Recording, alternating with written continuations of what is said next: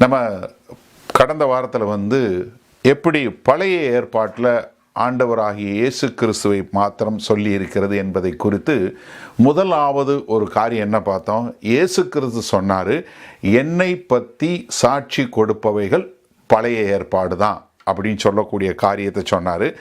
இந்த முறை என்ன பார்க்க போகிறோன்னா, அதாவது ஆதி அப்போஸ்தலர்களும் ஆண்டவராகிய இயேசு கிறிஸ்துவனுடைய சீஷர்களும் அவர்தான் இந்த உலகத்தை ரட்சிக்க வந்த இரட்சகர் என்பதை அவர்கள் பழைய ஏற்பாட்டின் மூலமாக தான் அவர்கள் அறிந்து கொண்டார்கள்.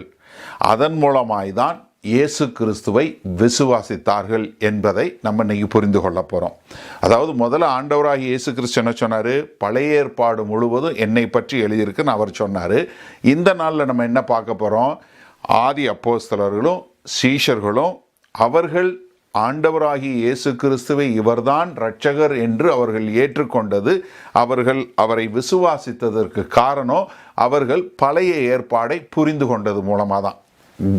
என்ன பண்ணார், ஜீசஸ் டாட்டெல்லாம் கனெக்ட் பண்ணி கொடுத்துட்டார், எல்லாத்தையும் இணைத்து கொடுத்து விட்டார். அதன் மூலமாக தான் இதற்கு அடிப்படையாக முதலாவது மத்தேயு 5வது அதிகாரத்தில் 17-18 வசனம் பாருங்க.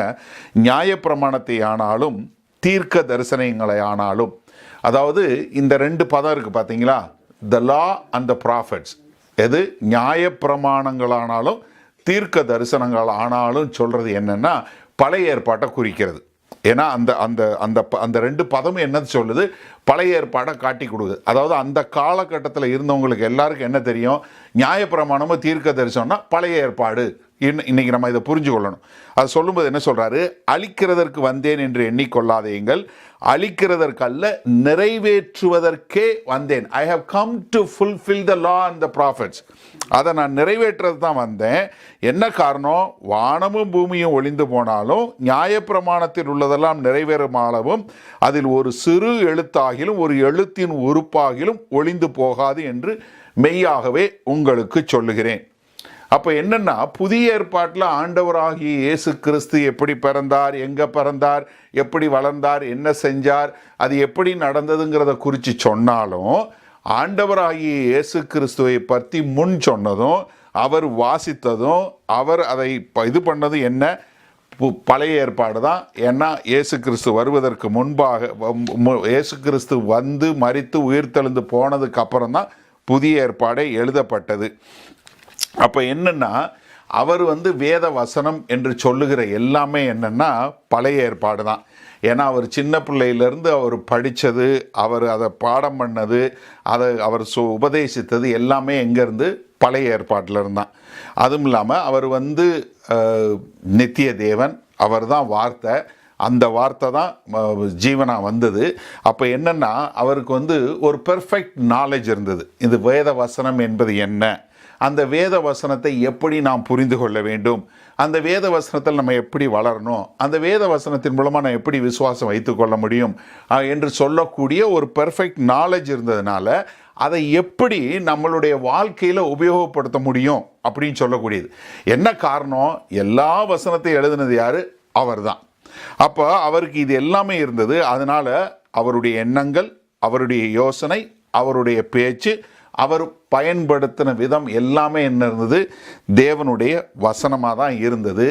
அவரை பின்பற்றுறது நிறைய பேர் அப்பம் கிடைக்குது, இல்லை அதிசயம் நடக்குது, அற்புதம் நடக்குதுனாலும், ஆனால் நிறைய பேர் என்ன பார்த்தாங்க, இவர் வேத வசனத்தை ரொம்ப அழகாக போதிக்கிறார் என்று சொல்லக்கூடிய பார்க்கக்கூடியதான்.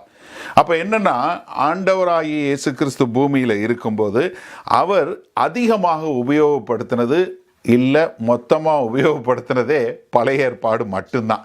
அதை நம்ம மறந்து போகக்கூடாது.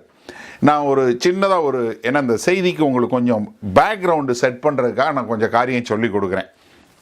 ஒரு 4 காரியம் மட்டும். அதாவது இயேசு கிறிஸ்து அதிகமாக உபயோகப்படுத்தின பழைய ஏற்பாட்டு புத்தகங்கள் அப்படின்னு சொல்லி பார்த்தீங்கன்னா, யாத்ராகமம். இதில் 7 முறை அவர் யாத்ராகமத்திலிருந்து எடுத்து சொல்கிறாரு.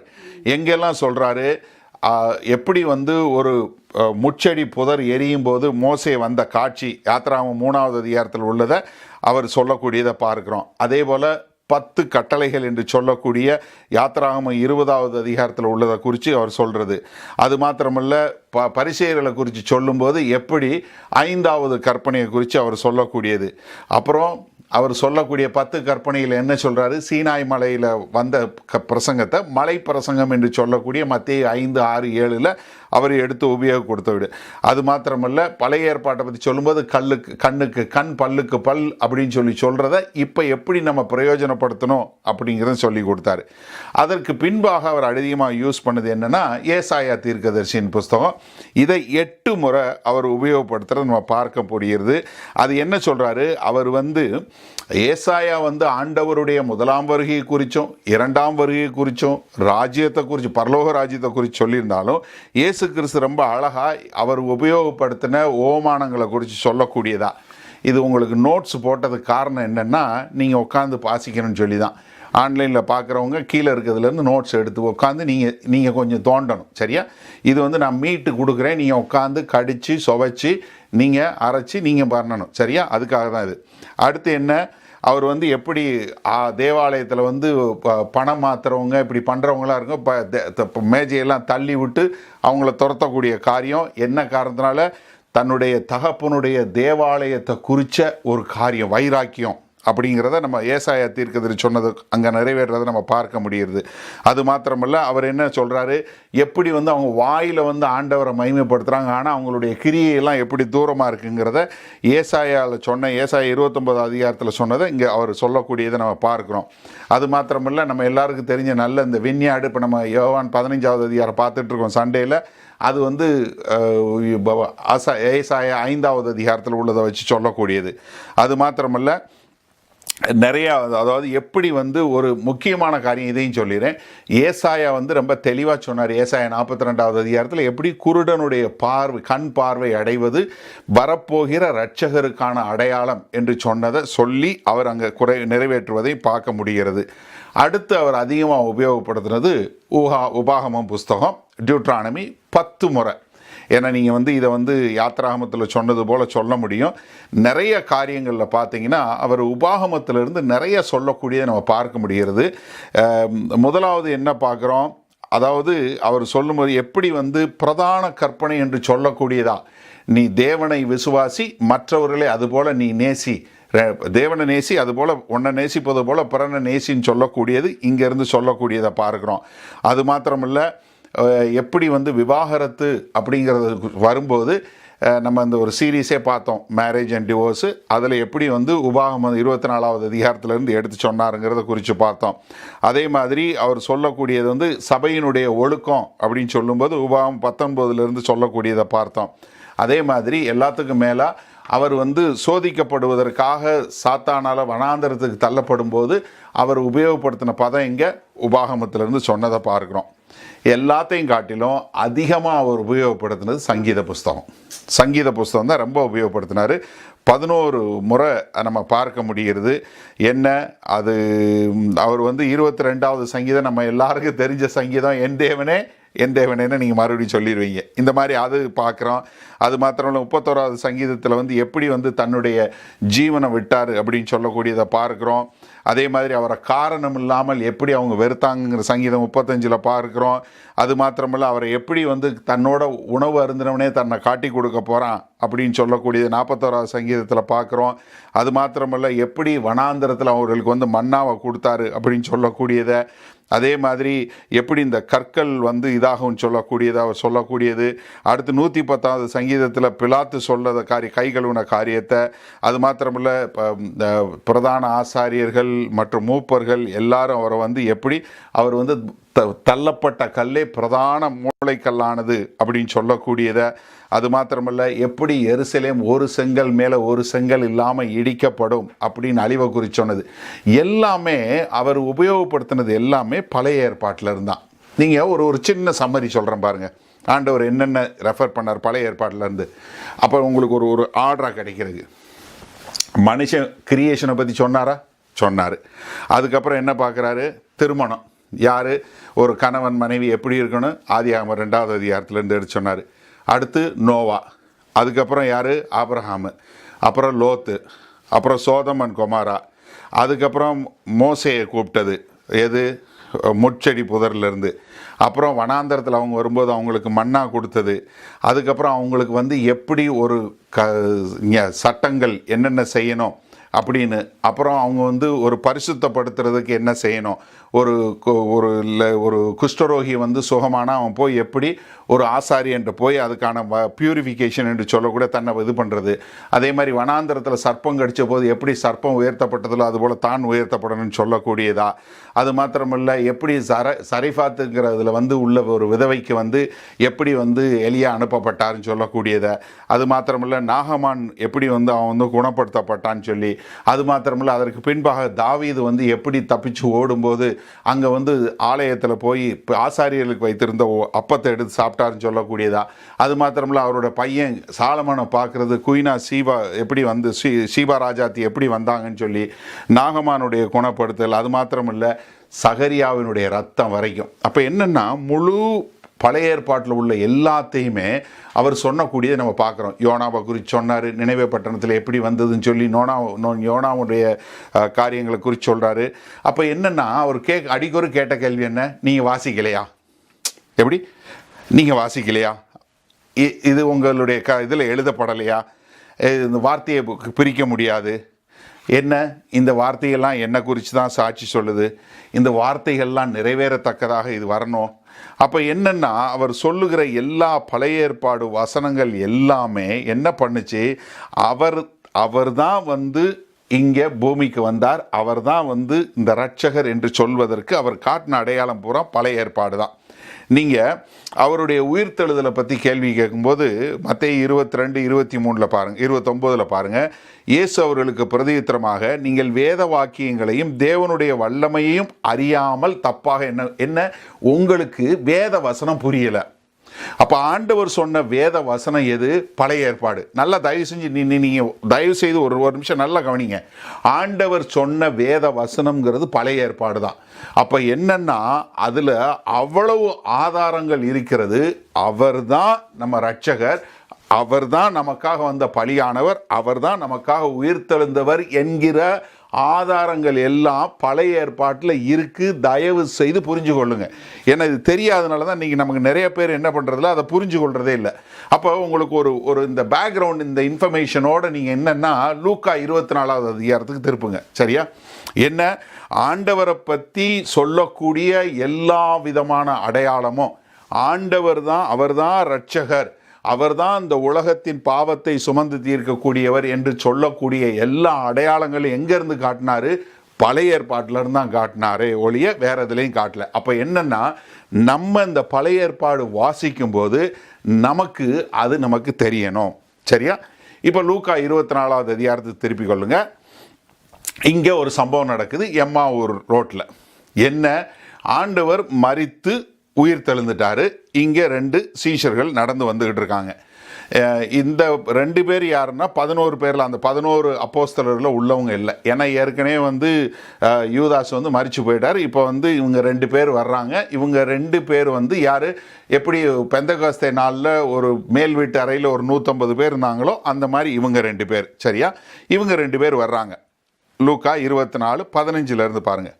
இப்படி அவர்கள் பேசி சம்பாஷித்து கொண்டிருக்கையில் இயேசு தாமே சேர்ந்து அவர்களுடனே கூட நடந்து போனார். ஆனாலும் அவரை அறியாதபடிக்கு அவர்களுடைய கண்கள் மறைக்கப்பட்டிருந்தது. அப்பொழுது அவர் அவர்களை நோக்கி, நீங்கள் துக்க முகமுள்ளவர்களாய் வழி நடந்து ஒருவருக்கொருவர் சொல்லுகிற காரியங்கள் என்ன? எப்படி நீங்கள் எல்லாம் துக்க முகமாக அப்படியே பேசிக்கிட்டே போகிறீங்களே, என்ன காரணம்? என்ன காரணம்? அப்போ அவங்க சொல்கிற பாருங்க. அவர்களில் 18ஆம் வசனம், அவர்களில் ஒருவனாகிய கிளியோப்பா என்பவன் பிரதியுத்தரமாக, இந்நாட்களில் எருசலேமிலே நடந்தவைகளை அறியாதபடிக்கு நீர் அந்நியராய் இருக்கிறீரோ என்றான். என்ன, எருசலேமில் நடந்தது ஒரு பெரிய காரியம், அது தெரியாத அளவுக்கு நீ என்ன வேற புறத்தாளா, நீ என்ன பெரிய அந்நியனா, உனக்கு இது தெரியலையா அப்படின்னு சொல்லக்கூடிய. அவர் எவைகள் என்றார். அதற்கு அவர்கள், நல்ல கவனிங்க, நசரேனாகிய இயேசுவை குறித்தவைகளே. யாரு? அவரை பற்றி தான் சொல்றாங்க. அவரை குறித்தவைகளே என்ன? அவர் தேவனுக்கு முன்பாகவும் ஜனங்கள் எல்லாருக்கும் முன்பாகவும் செய்கையிலும் வாக்கிலும் வல்லமையுள்ள தீர்க்கதரிசியாய் இருந்தார். என்னவா இருந்தாரு? தீர்க்கதரிசி. அவர் ஒரு பெரிய தீர்க்கதரிசிப்பா. என்ன அவர் வார்த்தை போதிச்சாருன்னா அந்த மாதிரி அவர் தேவனுக்கு முன்பாக நல்லவராக இருந்தார். அது மாத்திரமல்ல, நல்ல வல்லமையான காரியங்கள் செய்தார். என்ன தம்முடைய பிரதான ஆசாரியரும் அதிகாரிகளும் அவரை மரண ஆக்கினைக்குட்படுத்தி சிலுவையில் அறைந்தார்கள். நாங்க என்ன எதிர்பார்த்தோம்? இந்த தீர்க்கதரிசி எங்களை விடுவித்துருவார்னு எதிர்பார்த்தோம். ஆனா என்ன பண்ணிட்டாங்க? நம்மளுடைய பிரதான ஆசாரியரும் மீதி பேர் என்ன பண்ணிட்டாங்க? அவரை சிலுவையில் அறைஞ்சிட்டாங்க. அவரே இஸ்ரவேலை மீட்டி ரட்சிப்பார் என்று நாங்கள் நம்பியிருந்தோம். என்ன பாஸ்ட் டென்ஸ்? நாங்க நம்பினோம், இப்போ இல்லைங்க. எது? நாங்க எங்களுடைய தியாலஜி இல்லை, எங்களுடைய கர்த்தத்துவம், எங்களுடைய கோட்பாடு என்ன? ரட்சகர் வருவாரு, இந்த ரோமர்களை அடிச்சு துரத்திடுவார். நாங்க அதை தான் எதிர்பார்த்தோம். ஆனா என்ன ஆச்சு? நம்பி இருந்தோம். இவைகள் சம்பவித்து இன்று 3 நாள் ஆகிறது. என்ன? எங்களுடைய நம்பிக்கையெல்லாம் போயிருச்சு. என்ன இவர் ரட்சகரா எங்களை மீட்டி ரட்சிப்பார்னாரு. இப்ப செத்தே 3 நாள் ஆயிருச்சு. ஆனாலும் 22ஆம் வசனம் என்ன? ஆனாலும் எங்கள் கூட்டத்தை சேர்ந்த சில ஸ்திரீகள் அதிகாலமே கல்லறையினிடத்திற்கு போய் அவருடைய சரீரத்தை காணாமல் திரும்பி அவர் உயிரோடு இருக்கிறார் என்று சொன்ன தேவதூதரை தரிசித்தோம் என்று சொல்லி எங்களை பிரமிக்க பண்ணினார்கள். ஹலோ, எப்படி? அவங்க தேவதூதர்களை பார்த்தாங்க. அந்த தேவதூதர் என்ன சொன்னாரு? நீ ஏன் உயிரோடு இருக்கிறவரை மரித்தவங்க பக்கத்துல தேடுறீங்கன்னு சொல்லி சொன்னாங்க. அவங்க எங்க கிட்ட சொன்னா எங்களுக்கு பிரமிப்பு தான் வருது, விசுவாசம் வரல. எப்படி? பிரமிப்பு வருது. பிரமித்தோம். அப்பொழுது எங்களிலே சிலர் கல்லறையின் இடத்திற்கு போய் ஸ்திரீகள் சொன்னபடியே கண்டார்கள், அவரையோ காணவில்லை. நாங்க என்ன எதிர்பார்த்தோம்? இவர் எங்களை மீட்டி ரட்சிப்பார்னு எதிர்பார்த்தோம். ஆனா என்ன நடந்துச்சு? எங்களை ரட்சிக்க வந்த ரட்சகர் என்று சொல்லக்கூடிய மேசியா, இன்னைக்கு சொல்லிட்டு இருக்காங்க இல்லையா? நம்ம இப்ப 2020 ஏப்ரல் மாசத்துல இருக்கிறோம். இப்ப என்ன எதிர்பார்க்கிறாங்க? இந்த மாசம் யூதர்கள் கொண்டாடுகிற பஸ்கா பண்டிகை வரப்போகுது, பாஸ் ஓவர் வரப்போகுது. இந்த பாஸ் ஓவருக்கு மேசியா வந்துடுவார் கொஞ்சம் பேர் எதிர்பார்க்கிறாங்க. இந்த 2020 நீங்க நல்லா சிந்திச்சு பாருங்க. அப்பவும் நினைச்சாங்க இவர் வந்துருவாரு அப்படின்னு எதிர்பார்த்தோம். ஆனா அவரு இல்ல, அவர் மரிச்சிட்டார். ஆனா அவர் மரிச்ச கல்லறைக்கு சரீரத்துக்கு போனா அவர் இல்லை. தேவதூதன் சொல்றான் அவர் இல்லைன்னு சொல்லியாச்சு. எங்க ஆளுங்களை கொஞ்சம் பேர் போய் பார்த்தாங்க, அங்க இல்ல, சரீரம் இல்லை. ஆனாலும் எங்களால நம்ப முடியல. எப்படி? என்ன காரணம்னா, இவங்க பழைய ஏற்பாடு வாசிக்கும் போது என்ன பார்த்தாங்கன்னா, ரட்சகர் வருவாரு, எங்களை ரட்சித்துருவாரு. எப்படி? எங்களை ரட்சித்துருவாரு. இப்ப என்ன ஆச்சு? நீங்க நம்ம யோவான் 15வது அதிகாரம் பார்த்துட்டு இருக்கோம். 17வது அதிகாரத்தில் 17வது அதிகாரம் ஜெபம் பண்றாரு. 18வது அதிகாரத்தில் அவரை கைது பண்றாங்க. 19வது அதிகாரத்தில் அவரை சிலுவையில் அறைய போறாங்க. 20வது அதிகாரத்தில் மரிச்சு போயிடுறாரு, உயிர் தெழுந்துடுறாரு. இப்போ என்ன ஆயிடுது? பேதுரு ஓடி போயிடுறாரு. பேதுரு மறுதளிச்சுட்டு போயிடுறாரு. மீதி பேர் எல்லாருமே ஓடி போயிடுறாங்க. இதை சகரியா 13:7 அப்பவே சொல்லப்படுது. என்ன சொல்லுது? பட்டயமே என் மேய்ப்பன் மேலும் என் தோழனாகிய புருஷன் மேலும் எலும்பு என்று சேனைகளின் கர்த்தர் சொல்லுகிறார். மெய்ப்பனை வெட்டுவேன், அப்பொழுது ஆடுகள் சிதறி போகும், ஆனாலும் என் கரத்தை சிறுவர் மேல் திரும்ப வைப்பேன். இதத்தான் ஆண்டவர் முன்னாடியே சொன்னார். மத்தேயு 26:31 ஏற்கனவே சொன்னார். இது ஏற்கனவே எழுதியிருக்கு, என் நிமித்தம் நீங்க எல்லாம் இடர்ல அடைஞ்சு என்னை விட்டுட்டு போயிருவீங்க அப்படின்னு சொன்னாரு. அதுதான் நல்லா நடந்தது. என்ன பிரச்சனைன்னா, இந்த சீஷர்களுக்கு, இந்த அப்போஸ்தலருக்கு என்ன பிரச்சனை? அதாவது மேசியா வருவாரு, மேசியா அவர் ஆட்சி செய்வார். ஆனால் அவர் என்ன பண்ண மாட்டார், அவர் மரணம் அடைய மாட்டார் அப்படிங்கிறது அவங்களுக்குள்ள இல்லை. ஏன்னா எங்களை ரட்சிக்க வர்றவர் அவர் மரிக்க மாட்டார். ஏன்னா அவங்களுக்கு என்ன வந்துருச்சு, இவங்களை பொறுத்தளவுக்கு இரட்சகர் என்பவர் ஜீவனோட இருக்கணும், அவர் மரிக்க முடியாது. அப்போ மரித்தா அவர் இல்லை, அவர் எங்களுடைய ஆள் இல்லை. ஏன்னா அவர் எங்களை விடுதலை செய்ய வேண்டியதா மாற்றணும். ஏன்னா எப்படி அவர் எங்களை மாற்ற முடியும்? இப்போ இவங்களுக்கு என்ன வந்துருச்சு, இந்த சந்தேகம் வந்துருச்சு. இப்போ இயேசு கிறிஸ்து தான் இரட்சகர்னா ஏன் இரட்சகர் மரிச்சாரு? சரியான கேள்வியா? நீங்கள் நல்ல தயவு செஞ்சு உங்களை ஒரு அப்போஸ்தலராவோ ஒரு சீஷராவோ வச்சிங்கன்னா என்ன கேட்பீங்க? உங்கள் வாழ்க்கையில் கேட்டது பூரா என்னங்க, உங்களை இரட்சகர் ரட்சிக்க வரப்போகிறாரு, உங்கள் அடிமைத்தனத்திலேருந்து விடுதலை செய்ய போகிறார், நீங்கள் தேவனோட இருக்க போகிறீங்க. இதைத்தான் சொல்லிக்கிட்டே வந்தாங்க. இப்போ என்ன ஆச்சு, அவங்க நம்பின ஆள் மரிச்சு போயிட்டார். இப்போ இதுக்கு இயேசு கிறிஸ்து என்ன பதில் சொல்ல முடியும்? அவங்களுடைய பழைய ஏற்பாடை எடுத்து அவங்களுக்கு அவர் பதில் சொல்றார். என்ன சொல்றாரு? லூக்கா 24:25 பாருங்க. அப்பொழுது அவர் அவர்களை நோக்கி, தீர்க்கதரிசிகள் சொன்ன யாவையும் விசுவாசிக்கிறதற்கு புத்தி இல்லாத மந்த இருதயம் உள்ளவர்களே. என்ன மந்த இருதயம் உள்ளவர்களே? ஏன் தீர்க்கதரிசிகள் என்ன சொன்னாங்க? மேசியா கொலை செய்யப்படுவார். ஏன்னா ஆண்டவர் தெளிவாக சொன்னார். மத்தேயு 16வது அதிகாரம் ரொம்ப அழகான ஒரு இடம். ஏன்னா மத்தேயு 16வது அதிகாரத்தில் தான் ஆண்டவர் கேட்குறாரு, நான் யாருன்னு எல்லாரும் சொல்கிறாங்க. ஒருத்தர் ஒன்று சொல்கிறாங்க, ஆண்டவரே நீங்கள் எலியான்னு சொல்கிறாங்க, ஆண்டவரே நீங்கள் யோவான் ஸ்நானன்றாங்க, ஆண்டவரே நீங்கள் இன்னொரு தீர்க்கதரிசின்னு சொல்கிறாங்க. அப்படின்னு சொன்னோடனே சரி நான் யாரு, நீங்கள் என்ன சொல்கிறீங்க அப்படின்னோடனே பேதுரு எந்திரிச்சுன்னு சொல்கிறார், ஆண்டவரே நீர் தான் தேவனுடைய மெய்யான குமாரன். வெரி குட் பேதுருவே, இது மாம்சமும் ரத்தமும் உனக்கு வெளிப்படுத்தல, பரத்திலிருந்து எங்கள் அப்பா வெளிப்படுத்தினார் சொல்கிறார். சொல்லி முடிச்சுட்டு 21ஆம் வசனத்தில் என்ன சொல்கிறாரு? அது முதல் இயேசு தாம் எருசலேமுக்கு போய் மூப்பராலும் பிரதான ஆசாரியராலும் வேத பாரகராலும் பல பாடுகள் பட்டு கொலையுண்டு 3ஆம் நாளில் எழுந்திருக்க வேண்டும் என்பதை தம்முடைய சீஷர்களுக்கு சொல்லத் தொடங்கினார். ஆண்டவர் எத்தனை முறை சொன்னார்? 14 முறை சொன்னார். 7 முறை சீஷர்களுக்கு தனிப்பட்ட முறையில் சொன்னார், 7 முறை எல்லாரும் கேட்க சொன்னார். எது?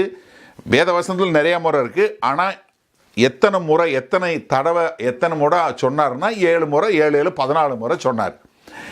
இதெல்லாம் கேட்டாங்க. ஆனால் என்ன புரியல அவங்களுக்கு? மந்த இருதயம். இதை சொல்லும் போது பேதுரு என்ன தெரியுமா ரியாக்ட் பண்ணாரு? அடுத்த வசனம் பாருங்களேன்.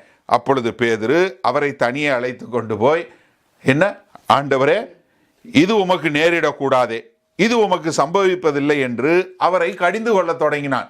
He rebuked Jesus.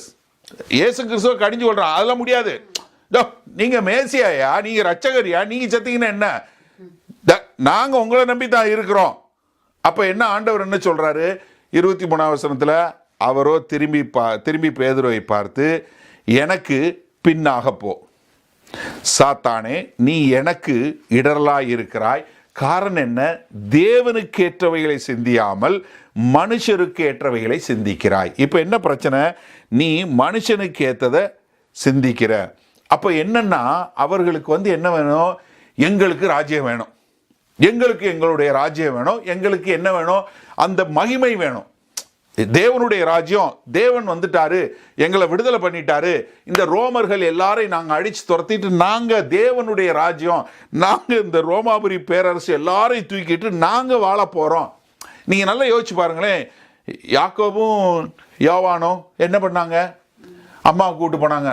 மம்மி வாங்க, இயேசு கிறிஸ்து சொல்லுங்க, நீங்கள் மகிமையில் வரும்போது இந்த பக்கம் ஒரு ஆள், இந்த பக்கம் ஒரு ஆள், வலதுகையில். என்ன அவங்களுக்கு என்னன்னா, மேசியா மரிக்கணும், உயிரோட எழுந்திருக்கணுங்கிற அந்த இது மட்டும் வரல. ஆனால் என்ன இருந்துச்சு? மகிமையை பற்றி இருந்துச்சு, மகிமையை பற்றிய வெளிப்பாடு இருந்துச்சு. ஆனால் என்ன, அவர் மரிக்கணும், உயிரோட எழும்பணுங்கிறத அவர் பழைய ஏற்பாட்டிலேருந்து சொன்னார், அவரும் சொன்னார். ஆனால் அவங்க அதை விசுவாசிக்கல. அதனால தான் 26ஆம் வசனத்தில் லூக்கா 24:26 என்ன சொல்றாரு? கிறிஸ்து இவ்விதமாக பாடுபடவும் தமது மகிமையில் பிரவேசிக்க வேண்டியதில்லையா என்று சொல்லி, என்ன முதல்ல அவர் வர்றதுக்கு முன்னாடி, அவர் மகிமையில் வர்றதுக்கு முன்னாடி பாடுபட்டு மரிக்கணுங்கிறத மட்டும் அவங்களால ஏற்றுக்கொள்ள முடியல. அது அவங்க மண்டையிலே இல்லை. நீங்கள் நல்லா பாருங்கள், இயேசு கிறிஸ்து எப்படி அவர் மரிக்க வேண்டும் என்பதை குறித்து பழைய ஏற்பாட்டில் இல்லையா? ஏசாயா 53வது அதிகாரத்தில் இல்லையா? அதுவும் இல்லாமல் பழைய ஏற்பாட்டில் ரத்தம் சிந்துதல் இல்லாமல் பாவ மன்னிப்பு இல்லைங்கிறது இல்லையா? பழைய ஏற்பாடு முழுவதும் இருக்குதே. ஏன்னா பழைய ஏற்பாடு முதல்ல ஆண்டவர் ஆதாம் ஏவாளுடைய பாவத்திற்காக சப்ஸ்டிடியூஷனை டெத் என்று சொல்லக்கூடியதாய் அவர்களுடைய பாவங்களுக்காக ஒரு ஆட்டை அடித்து அதை எடுத்து அவங்கள உடுத்தினாரே, அவங்களுக்கு பாவங்களுக்காக மன்னிக்கப்பட்டதுங்கிறத அவங்க மறந்துட்டு அது இல்லையா? அடுத்து காயினன் ஆபேல் வரும்போது காயினுடைய காணிக்கை ஏற்றுக்கொள்ளாமல் ஆபேலுடைய காணிக்கை ஏற்றுக்கொள்வதை அவங்க பார்க்கலையா? அதாவது ஒவ்வொரு முறையும் இஸ்ரவேல் தேச மக்கள் அவர்கள் ரத்தத்தை சிந்தி கொண்டு நிறைய ஆடுகளை வெட்டி மாடுகளை வெட்டி எல்லாம் பண்ணி ரத்தப்பழி செலுத்தினாலும் அதன் மூலமாய் அவர்களுடைய இருதயம் சுத்தப்படலை. ஆனால் அது எல்லாம் என்ன காட்டுது? பின்னாடி வரப்போகிற ஒரு நிரந்தர பலியான ஒருத்தர் வரப்போறார், நமக்காக பலியாக போறாருங்கிறத காட்டலையா? ஆபிரகாம் தன்னுடைய மகனாகிய குமாரனாகிய ஈசாக்கை கொண்டு போய் மோரியா மலையில வச்சு கொடுக்க போகும்போது அங்க அந்த பையனுக்கு பதிலாக அங்க பக்கத்தில் இருந்த ஒரு ஆடை கொண்டு பலியிட்டது காட்டலையா? இப்படி பழைய ஏற்பாடு முழுவதும் அவர்கள் வனாந்திர பாதையில் வரும்போது, அவங்க தேசத்தில் வரும்போது அவர்கள் செய்த ஒவ்வொரு காரியமும் என்ன காட்டுச்சு? வரப்போகிற மேசியா அவர் தங்களுக்காக பலியாக போகிறார் என்பதை காட்டுச்சே. ஆனா அவங்க என்ன பண்ணல? அதை புரிஞ்சுக்கல. ஆனா என்ன பண்ணாங்க? அவர்கள் பூரா என்ன பண்ணாங்க? அவர் மகிமையில் வர்றது தான் பார்த்தாங்க. ஏன்னா நீங்க லேவியராகம 17வது அதிகாரம் 11வது வசனத்தில் என்ன சொல்றாரு? மாம்சத்தின் உயிர் இரத்தத்தில் இருக்கிறது, நான் அதை உங்களுக்கு பலிபீடத்தின் மேல் உங்கள் ஆத்துமாக்களுக்கு பாவ நிவர்த்தி செய்யும்படிக்கு கட்டளையிட்டேன். ஆத்துமாவிற்கு பாவ நிவர்த்தி செய்கிறது இரத்தமே. அப்ப என்ன? உங்களுடைய பாவங்களுக்கு பதிலாக ஒரு பரிகாரமாய் ரத்தம் சிந்தி நீங்கள் மீட்கப்பட வேண்டும், உங்களுடைய மீட்புக்கு ரத்தம் செலுத்த வேண்டும் என்பது எல்லாருக்கும் தெரியும், எல்லா யூதருக்கும் தெரியும். நம்மெல்லாம் பாவிகள். இந்த பாவம் நம்மளுக்கு என்ன கொண்டு வந்துச்சு? மரணத்தை கொண்டு வந்துச்சு. இந்த மரணத்திலிருந்து நம்ம தப்பிப்பதுக்கு என்ன செய்யணும்? நமக்கு பதிலாக இன்னொரு பாவ நிவாரண பலி வேணும். அந்த பாவ நிவாரண பலி என்ன செய்ய போகுது? நம்மளுடைய பாவத்தை மீட்டு நம்மளை தேவனோட கொண்டு போய் சேர்க்க போகுது. அந்த பலியை செலுத்தக்கூடியவர் தான் நமக்கு வரப்போகிற மேசியா, நம்மை ரட்சிக்க போகிற ரட்சகர் என்பது எல்லாருக்கும் தெரியும். இது பூராமே பழைய ஏற்பாடு முழுவதும் இருந்துச்சு. இது எல்லாமே பழைய ஏற்பாட்டில் அடையாளமாக இருந்துச்சு. இதைத்தான் ஆண்டவர் சொன்னார். ஆனால் அவங்க என்ன பண்ணிட்டாங்க? முந்தின பகுதியை விட்டுட்டாங்க. அவர் பாடுபடணுங்கிற பகுதியை விட்டுட்டாங்க. ஆனால் மகிமையில் வரணுங்கிறத மட்டும் அவங்க எடுத்துக்கொண்டாங்க. நம்மளும் அப்படித்தானே? யாராவது என்னை பின்பற்றி வர வேண்டும் என்றால் அவன் தன்னைத்தானே வெறுத்து தன் சிலுவையை எடுத்து பின்தொடர்னா அதை மட்டும் விட்டுருவோம். ஆனால் என்ன கேட்போம்? இயேசுவே வாங்க, எனக்கு வீட்டை கொடுங்க, எனக்கு காரை கொடுங்க, எனக்கு நல்ல சுகத்தை கொடுங்க, எனக்கு பிள்ளையை கொடுங்க, எனக்கு வேலையை கொடுங்க, இப்படி தானே கேட்குறோம். ஏன்னா பாடுபடணும், விட்டு எல்லாத்தையும் வெறுத்து அவரை பின்பற்றி வரணுங்கிற விட்டுறோம்ல. பழைய ஏற்பாட்டில் தானே முழுக்க இருக்குது. ஆனால் அவங்க என்ன பண்ணிட்டாங்க? அதை விட்டாங்க. அடுத்து லூக்கா 24:27 பாருங்க. மோசே முதலிய சகல தீர்க்கதரிசிகளும் எழுதின வேத வாக்கியங்கள் எல்லாவற்றிலும் தம்மை குறித்து சொல்லியவைகளை அவர்களுக்கு விவரித்து காண்பித்தார். என்ன? பழைய ஏற்பாட்டில் இருந்து மோசேல தொடங்கி கடைசி வரைக்கும் என்னென்ன அவரை பற்றி சொல்லியிருக்குங்கிறத சொல்லி காட்டினார். யோசிச்சு பாருங்களேன். எனக்கு என்ன ரொம்ப ஒரு இதுன்னா, அந்த பைபிள் ஸ்டடி எப்படி இருந்திருக்கும்? நம்ம பைபிள் ஸ்டடி 1 மணி நேரம் எடுத்தாலே நிறைய பேருக்கு ஐயோ அவ்வளவா நோட்ஸை பார்த்தது என்ன இவ்வளோ பக்கம் இருக்குது, அண்ணே பேசிக்கிட்டே இருப்பார் போல இருக்குன்னு உங்களுக்கு தோணுது. ஆனால் இயேசு கிறிஸ்து பழைய ஏற்பாடு மோசேல தொடங்கி மல்கியா தீர்க்கதரிசி வரைக்கும்னா எப்படி ஒரு பைபிள் ஸ்டடி இருந்திருக்கும் யோசிச்சு பாருங்கள். தெரில, எனக்கு அப்படி ஒரு பைபிள் ஸ்டடியில் இருக்க தான் ரொம்ப ஆசை. உங்களுக்கு எவ்வளோ இருக்குன்னு தெரில, இன்னும் பாதி போக வேண்டியிருக்கு, இன்னும் எந்நேரம் முடிப்பார்னு தெரில. நீங்கள் யோசிக்கலாம், ஒன்றும் கவலைப்படாதீங்க, சீக்கிரம் முடிச்சிடும், கரெக்டாக டைமுக்கு முடிச்சிடும். என்னென்னா நீங்கள் ஒரு நிமிஷம் வந்து என்னோட சேர்ந்து கற்பனை பண்ணி பாருங்களேன். அவர் வரப்போகிறது, அவருடைய பாடு, அவருடைய மரணம், அவருடைய உயிர்த்தெழுதல், அவர் மகிமையில் போகிறது, இது எல்லாமே பழைய ஏற்பாட்டில் இருக்குது. நான் வந்து ஒரு குயிக்காக ஒரு சின்ன ஒரு முன்னோட்டம் சொல்கிறேன் பாருங்கள். எங்கேருந்து ஆரம்பிச்சிருப்பார், இது என்னுடைய கற்பனை, சரியா? நான் அது நிறையா வசனம் போடலை, ஓரளவுக்கு சும்மா ப்ரீஃபாக தான் கொடுத்துருக்கேன். இருந்தாலும் கொஞ்சம் லாங்காக இருக்குது. நீங்கள் அதை கொஞ்சம் பிறகு எடுத்து நீங்கள் கொஞ்சம் இன்னும் கொஞ்சம் தோண்டிக்கோங்க, சரியா? அதனால தான் நோட்ஸ் உங்களுக்கு ஏற்கனவே கொடுத்துருக்கோம். முதல்ல எங்கே ஆரம்பிச்சிருப்பார்? ஆதியாகமம் 3வது அதிகாரத்தில் ஆரம்பிச்சிருப்பார். என்ன சாபம் கொடுக்கும்போதே ஒரு ஆசீர்வாதத்தானே கொடுத்தாரு. நம்ம கலாத்தியர் பைபிள் ஸ்டடியில் பார்த்தோம் இல்லையா? ஆதியாகமம் 3:15 சொல்லும்போது என்ன சொன்னார்? உனக்கும் ஸ்திரீக்கும் உன் வித்துக்கும் அவள் வித்துக்கும் பகையை உண்டாக்குவேன், அவர் உன் தலையை நசுக்குவார். முதலே சொன்னாரா? சாத்தானை நசுக்குவார், அவர் உன் குதிங்காலை நசுக்குவான், நீ பாடுபடுவங்க சொல்லிட்டாரா? அடுத்து கொஞ்சம் கீழே வந்தால் அதே 3வது அதிகாரத்தில் 21வது வசனத்தில் என்ன சொல்லுவார்? தேவனாகிய கர்த்தர் ஆதாமுக்கும் அவன் மனைவிக்கும் தோல் உடைகளை உண்டாக்கி ஒரு சப்ஸ்டியூஷனரி டெத், உங்களுக்கு பதிலாக ஒரு ஆடு பலியாகிறத காட்டிட்டாரா? பார்த்தியா? அங்கேயே ஆதாமுக்கும் ஏவாளுக்கும் அவங்களுடைய பாவத்துக்கு பரிகாரம் என்ன பண்ணார்? ஒரு ஆட்டை அடித்து அந்த ரத்தத்தை இது பண்ணி அதன் மூலம் தான் அவங்கள மீட்டு கொண்டாருன்னு சொல்லி. அடுத்து நீங்கள் ஆதியாகமம் 4வது அதிகாரம் 4வது வசனத்துக்கு வரும்போது பாருங்கள், ஆபேல் தன் மந்தையினுடைய தலையீற்றுகளும் கொழுமையானவைகளும் சிலவற்றை கொண்டு வந்தான். ஆபேலே அவன் காணிக்க அங்கீகரித்தார், அங்கே ரத்தம் சிந்துதல் இருந்தது, அதை ஏற்றுக்கொண்டார்னு சொல்லி. அடுத்து ஆதியாகமம் 6, 7, 8 சொல்லும்போது எப்படி காலம் மோசமாக இருந்துச்சு, எப்படி நோவாவும் அவனுடைய குடும்பம் மட்டும் ஆண்டவர் மேலே விசுவாசமாக இருந்தாங்க, எப்படி அவங்கள மட்டும் நியாய தீர்ப்பிலிருந்து அவர் மீட்டு கொண்டார், எப்படி அவர் தான் வந்து அங்கே இருந்து அவர்கள் பழி செலுத்துவதற்கு அவரே கூட இருந்தார். ஏன்னா நீங்கள் அந்த ஆதியாகமத்தை நம்ம 6, 7 குறித்து ஏற்கனவே பிரசங்கம் பண்ணியிருக்கோம். எப்படி வந்து கர்த்தர் அடைச்சார், எப்படி தேவன் கூப்பிட்டாரு பார்த்துருக்கோமா? 8வது அதிகாரத்தில் 20லேருந்து 22 இதை மட்டும் வாசிக்கிறேன் பாருங்கள். அப்பொழுது நோவா கர்த்தருக்கு ஒரு பலிபீடம் கட்டி சுத்தமான சகல மிருகங்களிலும் சுத்தமான சகல பறவைகளிலும் சிலவற்றை தெரிந்து கொண்டு அவைகளை பலிபீடத்தின் மேல் தகன பலியாக பலியிட்டான். சுகந்த வாசனையை கர்த்தர் முகர்ந்தார். அப்பொழுது கர்த்தர், இனி நான் மனுஷர் நிமித்தம் பூமியை சபிப்பதில்லை, மனுஷனுடைய இருதயத்தின் நினைவுகள் அவன் சிறுவயது தொடங்கி பொல்லாததாக இருக்கிறது, நான் இப்பொழுது செய்தது போல இனி சகல ஜீவன்களையும் சங்கரிப்பதில்லை, பூமியில் உள்ள நாளளவும் விதைப்பும் அறுப்பும் சீதனமும் உஷ்ணமும் கோடை காலமும் மாரி காலமும் பகலும் இரவும் ஒளிவதில்லை என்று தம்முடைய உள்ளத்திலே சொன்னார். இதை கண்டிப்பாக சொல்லியிருப்பாரா? நிச்சயமாக சொல்லியிருப்பார்.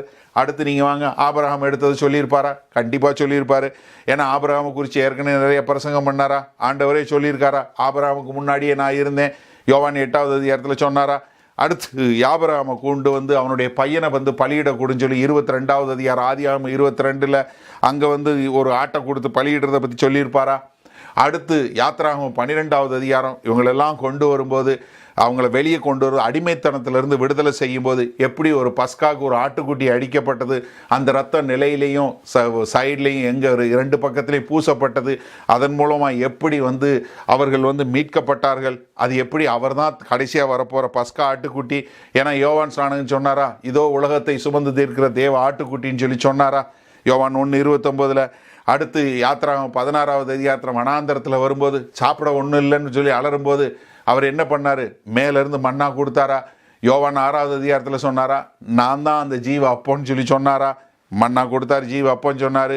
அடுத்து அவங்கள பின்தொடர்ந்து வந்த கண்மலை யாத்திராகமம் 17, என்னாகமம் 20 எல்லாமே யார்? அந்த கண்மலை யார்? கண்மலை ஆகிய கிறிஸ்து. பவுல் ரொம்ப அழகாக 1 கொரிந்தியர் 10 சொல்கிறாரா? அடுத்து லேவியராகமத்தில் முதல் 7 அதிகாரங்களில் என்னெல்லாம் பலி கொடுக்கணும், அதெல்லாம் எப்படி கொடுக்கணும் அப்படின்னு சொல்லக்கூடிய எல்லாமே அவரை காட்டி கொடுக்குறத சொல்ல முடிஞ்சதா? மோசே அவரை பற்றி எழுதுனது உபாகமம் 18வது அதிகாரம் 15வது வசனம் 18வது வசனத்தில் சொன்னது, உன் தேவனாகிய கர்த்தர் என்னை போல ஒரு தீர்க்கதரிசியை உனக்காக உன் நடுவே உன் சகோதரிலிருந்து எழும்ப பண்ணுவார். அதுக்கு பின்னாடி இருக்கிறது ரொம்ப முக்கியம். அவருக்கு செவி கொடுப்பீர்களாக. அவர் சொல்கிறத கேளுங்க. 18வது வசனம், உம்மை போல் ஒரு தீர்க்கதரிசியை நான் அவர்களுக்காக அவர்கள் சகோதரிலிருந்து எழும்ப பண்ணி என் வார்த்தைகளை, எப்படி நல்லா கவனிங்க, ஆண்டவர் சொல்றார், என் வார்த்தைகளை அவர் வாயில் அருள்வேன், நான் அவருக்கு கற்பித்ததை எல்லாம் அவர்களுக்கு சொல்லுவார். என்னை அவர் சொல்லுவார், என் வார்த்தையை சொல்லுவார், அவர் சொல்றது கீழ்ப்படிங்க. அடுத்து உபாகமம் 21, 22, 23 நல்லா சொல்கிறாரா? எப்படி ஒருத்தன் பலியிடப்படுறான், எப்படி ஒருத்தன் மரத்தில் தூக்கப்பட்டவன், சபிக்கப்பட்டவன், தான் எப்படி அவர்களுக்காய் சாபமாய் அந்த தூக்கத்தில் பலியிட போகிறேன்னு சொல்லி காட்டியிருப்பாரா? அடுத்து சங்கீதத்துக்கு வாங்க. சங்கீதம் 16வது சங்கீதத்தில் எப்படி தன்னுடைய பரிசுத்தவான் அழிவை காண ஓட்டார் தெளிவாக சொன்னாரா? 10வது வசனத்தில்.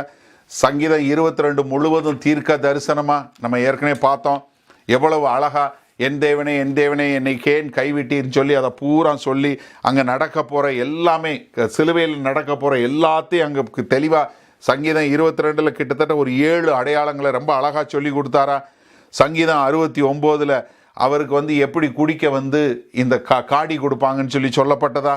சங்கீதம் 34 எப்படி 20வது வசனத்தில் அவருடைய எலும்புகள் ஒன்றுமே நொறுக்கப்படுவதில்லை அப்படின்னு சொல்லி சொல்கிறத, சங்கீதம் 47 அவர் எல்லாத்தையும் அவருக்கு பிரியமானதை செய்ய வந்திருக்கிறேன், இந்த புஸ்தகத்தில் எழுதினதெல்லாம் அவரை பற்றி எழுதப்பட்டிருக்குன்னு சொல்லி சொன்னதை சொன்னாரா? சங்கீதம் 41:9 என்ன? என் பிராண சிநேகிதனும் நம்பினவனும் என் கூட என் அப்பம் புசித்தவனும் என் மேல் என் குதிகாலை தூக்கினான்னு சொல்லி சொன்னாரா?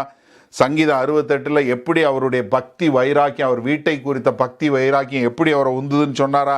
சங்கீதம் 69 எப்படி அவரை ஒரு முகாந்திரம் இல்லாமல் அவங்க வெறுத்தாங்கன்னு.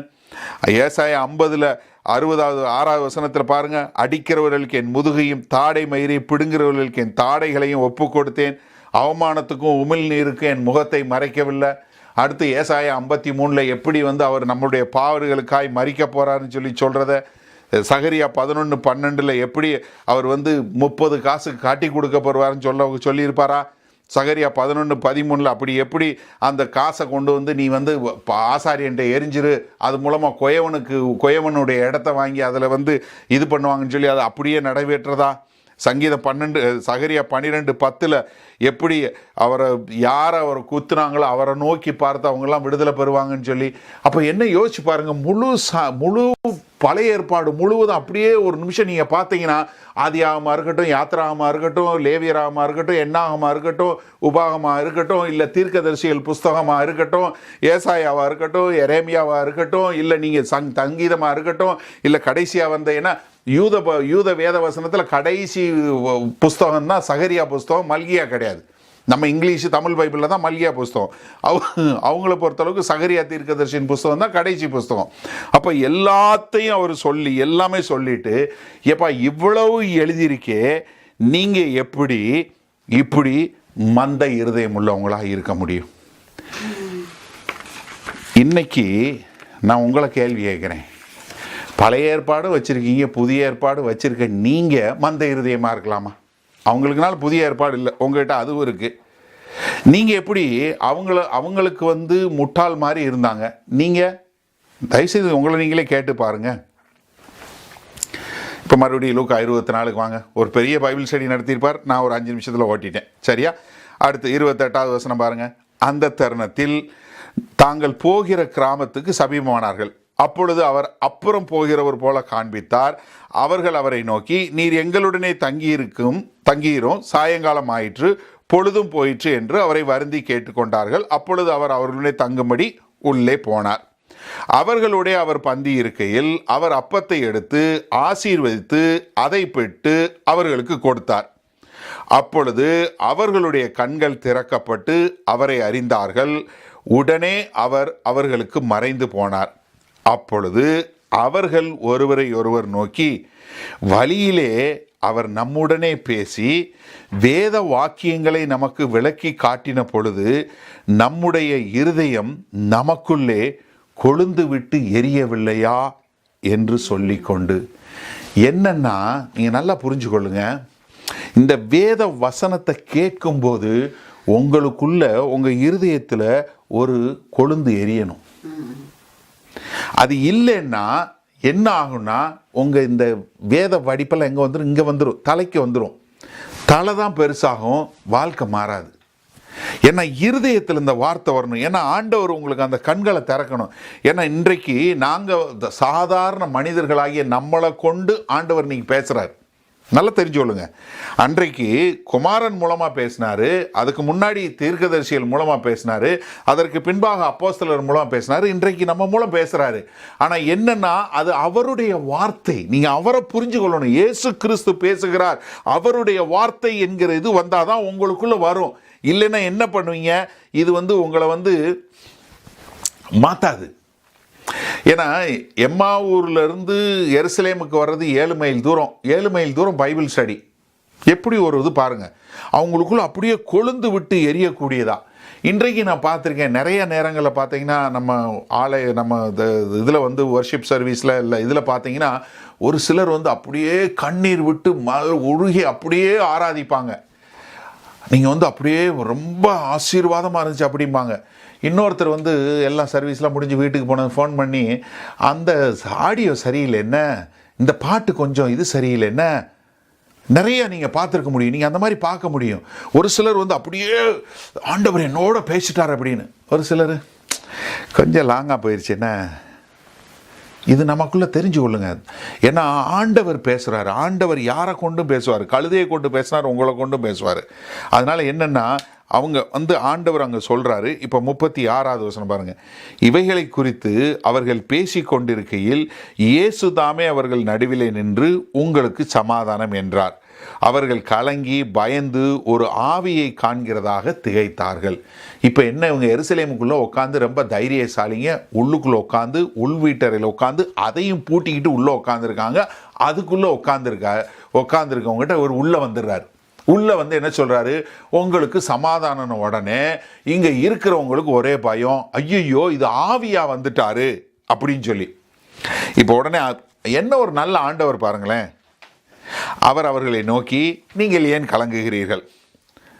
உங்கள் இருதயங்களில் சந்தேகம் எழும்புகிறது என்ன? உங்களுக்கு ஏன் இன்னும் வரமாட்டேங்குது? என்ன இவ்வளோ பைபிள் ஸ்டடி எடுத்தாச்சு, இவ்வளவும் பண்ணியாச்சு, ஏன் பயப்படுறீங்கன்னு சொல்லிட்டு அடுத்து என்னங்க, நான் தான் என்று அறியும்படி என் கையையும் காலையும் தொட்டுப்பார். அதனால தான் நம்ம ஊரில் இந்த தெரில, உங்களுக்கு எப்படின்னு தெரில, பிசாசுனா கால் இருக்காதுப்பாங்க, கால் பார்த்தியாப்பாங்க. ஆண்டவர் கேட்டார், என் காலையும் கையையும் பாரு அப்படின்னு சொல்லிட்டாரு. என்னை தொட்டு பாருங்கள். இன்னும் சந்தேகம் போலையா? அடுத்து கேட்கிறார் பாரு, நீங்கள் காண்கிறபடி எனக்கு மாம்சமும் எலும்புகளும் உண்டாயிருக்கிறது போல ஒரு ஆவிக்கு இராதே என்று சொல்லி தம்முடைய கைகளையும் கால்களையும் அவர்களுக்கு காண்பித்தார். ஆனாலும் சந்தோஷத்தினால் அவர்கள் இன்னும் விசுவாசியாமல் ஆச்சரியப்படுகையில் புசிக்கிறதற்கு ஏதாகிலும் இங்கே உண்டா என்று அவர்களிடத்தில் கேட்டார். சாப்பிட ஏதாவது வச்சிருக்கீங்களாப்பா அப்படின்னு கேட்டார். அவங்களால நம்ப முடியல. ஒரு நிமிஷம் போன வார பாடம் யோசிங்களேன். பணக்காரன் ஐஸ்வர்யவான் மரிச்சு பாதாளம் போனா, ஞாபகம் இருக்கா? மறந்துட்டீங்களா? ஞாபகம் இருக்குல்ல? ரைட், சந்தோஷம். பிச்சைக்கார லாசரு ஆபிரகாம் அடியில் உட்காந்தான். அந்த ஆள் என்ன கேட்டான்? ஐஸ்வர்யவான், ஆபிரகாமே எனக்கு 5 சகோதரர்கள் உண்டு, இந்தா யாரு லாசருவை அனுப்புங்க. ஏன்னா மரிச்சதுலேருந்து ஒருத்தன் போனால் அவங்க விசுவாசிப்பாங்க. அப்போ அவரோட மறுமொழி என்ன இருந்துச்சு? 29வது வசனம், ஆபிரகாம் அவனை நோக்கி அவர்களுக்கு மோசேயும் தீர்க்கதரிசிகளும் உண்டு, செவி கொடுக்கட்டும் என்றான். அதற்கு அவன், அப்படியல்ல தகப்பனாகிய ஆபிரகாமே, மரித்தோரிலிருந்து ஒருவன் அவர்களிடத்திற்கு போனால் மனம் திரும்புவார்கள் என்றான். அதற்கு அவன், அவர்கள் மோசேக்கும் தீர்க்கதரிசிகளுக்கும் செவி கொடாவிட்டால் மரித்தோரிலிருந்து ஒருவன் எழுந்து போனாலும் நம்ப மாட்டார்கள் என்று சொன்னான் என்றார். கரெக்டா அதே தான் இங்கே நடக்குது. ஆண்டவரே மரிச்சு உயிரோட நிற்கிறாரு, இன்னும் நம்ப மாட்டேங்கிறான். கையையும் காலையும் காட்டிட்டாரு. சரி சாப்பிட என்ன இருக்கு, அதையாவது கொடுங்கப்பா அப்படின்னு சொல்ல கேட்கிறாரு. அப்ப 42வது வசனம் பாருங்க. அப்பொழுது பொரித்த மீன் கண்டத்தையும் தேன்கூட்டு துணிக்கைகளையும் அவருக்கு கொடுத்தார்கள். இதனாலதான் நம்ம கிறிஸ்தவங்க மீன் சாப்பிட்றோம். பொரிச்ச மீன் பொரிச்சு சாப்பிடாதீங்க, வேக வச்சு சாப்பிடுங்க, இல்லைன்னா அவனில் போட்டு சாப்பிடுங்க, சரியா? பொரிச்ச மீன் கண்டத்தையும் தேன்கூட்டு துணிக்கையும் அவர் கொடுத்தார்கள். அவைகளை அவர் வாங்கி அவர்களுக்கு முன்பாக புசித்து, இப்போ என்ன, நான் ஆவி இல்லைங்கிறத அவர்களுக்கு நிரூபிக்கிறார். எனக்கு மாம்சம் இருக்குது, எனக்கு கை இருக்குது, எனக்கு கால் இருக்குது. ஏன்னா அவங்க என்ன நினச்சிடக்கூடாது, இது ஏதோ ஒரு அனுபவத்துக்குள்ளே போனோம் அப்படின்னு அவங்க நினச்சிடக்கூடாதுங்கிறதுக்காக அவர்களுடைய சந்தேகத்தை போக்குவதற்காக அவர் தன் கைகளையும் கால்களையும் காட்டினது மாத்திரமில்ல, அவர் அவங்களோட பேசுனது மாத்திரம் இல்லை, மீனை கொடுன்னு வாங்கி சாப்பிட்டு காட்டுறார். நான் ஆவி இல்லை அப்படின்னு சொல்லி அவங்களுக்கு சாப்பிட்டு காட்டுறார். 44வது வசனம், அவர்களை நோக்கி மோசேயின் நியாயப்பிரமாணத்திலும் தீர்க்கதரிசிகளின் ஆகமங்களிலும் சங்கீதங்களிலும் என்னை குறித்து எழுதியிருக்கிறவைகளை எல்லாம் நிறைவேற வேண்டியதென்று நான் உங்களோடு இருக்கும்போது உங்களுக்கு சொல்லி கொண்டு வந்த விசேஷங்கள் இவைகளே என்றார். என்ன? நியாயப்பிரமாணம் மோசே எழுதினது, மோசே. தீர்க்கதரிசிகள், மீதி எல்லா தீர்க்கதரிசிகள். அடுத்து சங்கீதம். இது எல்லாமே என்ன, மொத்த பழைய ஏற்பாடு என்ன சொல்லுது? நான் உங்கள் கூட இருக்கும்போது சொன்ன விஷயமும் இதுதான். இது எல்லாம் நிறைவேற வேண்டும் என்று. அப்பொழுது வேத வாக்கியங்களை அறிந்து கொள்ளும்படி அவர்களுடைய மனதை அவர் திறந்து அவர்களை நோக்கி. இப்போ என்ன, ஆண்டவர் அவங்களோட மனதை திறக்கிறார். இந்த பாரடாக்ஸ்ன்னு சொல்லி பார்த்தீங்கன்னா நிறைய காரியங்கள் இருக்கிறது. நம்ம ஒன்று கலாத்தியரில் ஒன்று பார்த்துட்ருக்கோம், இன்னொன்று பிலிப்பியரில் பார்த்துட்ருக்கோம், இங்கே ஒன்று ஆண்டவர் மனதை திறக்கிறார். அடுத்து 46, 47 எழுதியிருக்கிறபடி கிறிஸ்து பாடுபடவும் 3ஆம் நாளில் உயிர் மரித்தோரிலிருந்து எழுந்திருக்கவும் வேண்டியதாக இருக்கிறது. அன்றியும் மனம் திரும்புதலும் பாவ மன்னிப்பும் எருசலேம் தொடங்கி சகல தேசத்தாருக்கும் அவருடைய நாமத்தினாலே பிரசங்கிக்கப்படவும் வேண்டியது. அப்போ என்ன, இதுதான் பழைய ஏற்பாட்டில் சொன்னது, அதுதான் இங்கே நிறைவேறிச்சு. இதைத்தான் இங்கே நிறைவேற்றினேன், இதுதான் நிறைவேறிச்சு. இப்போ என்ன, அவருடைய நாமத்தினால இதை போய் சொல்லுவதற்காக. ஏன்னா நீங்கள் என்ன, எருசலேமில் தொடங்கி எல்லா இடத்துலையும் நீங்கள் போய் சொல்லக்கூடியதாக. அப்போ என்னன்னா, இந்த சீஷர்களுக்கும் ஆதி அப்போஸ்தலர்களுக்கும் ஆண்டவர் மரித்து உயிரோடு வந்ததை பார்த்தாலும் நம்ப முடியாத போது ஆண்டவர் என்னத்தை காட்டுறாரு? நீங்கள் மோசே எழுதினதை பாருங்கள், தீர்க்கதரிசி எழுதினதை பாருங்கள், சங்கீதத்தை பாருங்கள். இது எல்லாமே என்ன காட்டுது? என்ன அடையாளம் காட்டுது? இதை நீங்கள் விசுவாசிங்க. அப்போ என்னன்னா, பழைய ஏற்பாடை வாசிக்கிறோம், மோசே எழுதினதை வாசித்தோம், தீர்க்கதரிசி எழுதின வாசித்தோம், சங்கீதத்தை வாசித்தோம். இது எல்லாம் எதை காட்டுது? இவரை காட்டுது. இதை நாங்கள் விசுவாசிக்கிறோம், இதை நாங்கள் பிரகடனப்படுத்துகிறோம். அப்போ என்னன்னா, அந்த ஆதி அப்போஸ்தலர்களும் சீஷர்களும் பழைய ஏற்பாடை புரிந்து கொண்ட போதுதான் இவர் இரட்சகர் என்கிற வெளிப்பாடு வந்துச்சு. அது வரைக்கும் வரல. நீங்கள் நல்ல இந்த ஃபவுண்டேஷன் தெரிஞ்சாதான் நீங்கள் பழைய ஏற்பாடை விரும்பி வாசிப்பீங்க. இல்லைன்னா நீங்கள் சும்மா மேலோட்டமாக நுனிப்புல் பெய்கிறவங்களா போயிடுவீங்க. இதில் 32வது வசனம் பாருங்கள், இதே லூக்கா 24:30.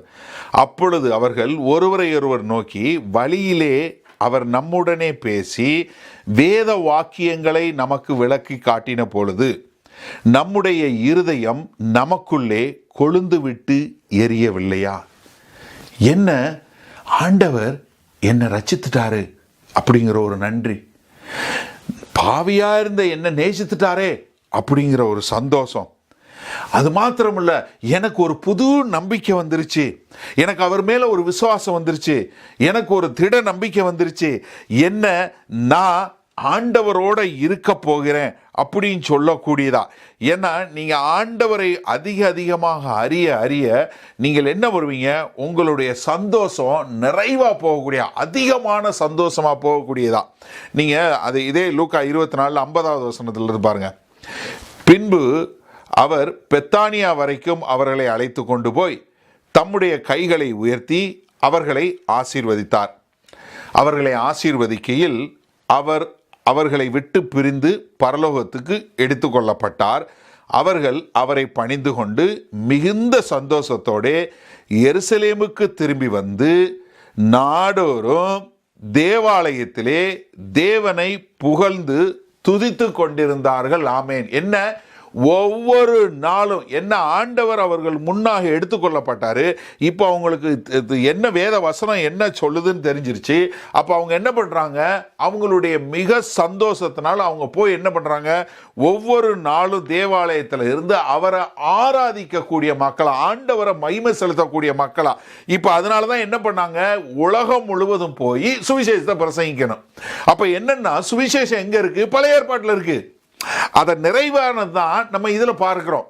அப்போ நீங்கள் என்ன நல்லா புரிஞ்சு கொள்ளணும்னா, நீங்க பழைய ஏற்பாடு வாசிக்கும் போதே உங்களுக்கு எப்படி நம்மை ரட்சிக்க போகிற ரட்சகர் இந்த பூமியில வரப்போறாரு, அவர் எப்படி வந்தாரு, அவர் எப்படி பாடுபட போகிறார், அவர் எப்படி நம்மளுடைய பாவங்களுக்காக அவர் நமக்கு பதிலாக அவர் பலியாக போறார், எப்படி அவர் உயிர்த்தெழுந்தார், அந்த உயிர்த்தெழுதலின் மூலமா எப்படி நமக்கு பரலோக ராஜ்யம் கிடைச்சது, நம்ம எப்படி அந்த ராஜ்யத்துக்குள்ள போனோங்கிற ஒரு வெளிப்பாடு வரும்போதுதான் நமக்குள்ள அந்த சந்தோஷம் வரும். அப்ப நம்ம மற்றவர்களுக்கு இதை போதிக்கக்கூடியவங்களா வருவான்.